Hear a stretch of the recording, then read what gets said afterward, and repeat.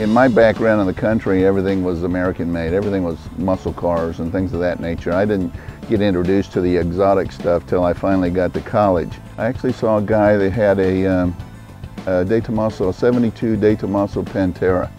And I thought that was probably one of the best looking cars I'd seen. And what made it really appeal to a guy like me with a muscle car background is that it had a good old American V8 as a power plant. I decided that at some point in my life I'd go ahead and buy one of these things and experience one of these for myself. I had a vision in my mind what I wanted the car to do. I was influenced a little bit. Again, I'm an older guy. You know, Can-Am and some of the IMSA GTP cars. Some of those cars were kind of the inspiration I used. The goal being a race vehicle, we wanted to get to a point where we put the one principle that we've always lived by in this segment, and that is you drive torque. You buy horsepower, but you really drive torque. So what we're talking about now is a big block Ford that runs 640 horsepower. It puts out at the rear wheels, that's at the crank. At the rear wheels it puts out 557 horsepower and 610 foot-pounds of torque at the rear wheels.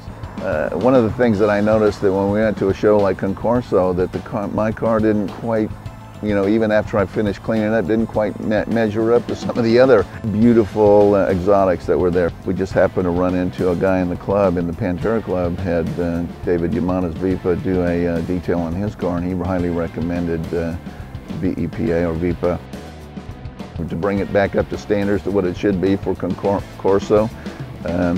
He spent a good 6, 8, I think it was even maybe 10 hours that first time bringing it up to the level that it needed to be at to compete successfully at Concorso. We do a full detail with David at VEPA just before Concorso Italiano, and then again maybe in the spring, just you know, every 6 months or so. Keeping it at a high level, getting it detailed and keeping it at that level is our goal at this point. And so far, we've been able to do that.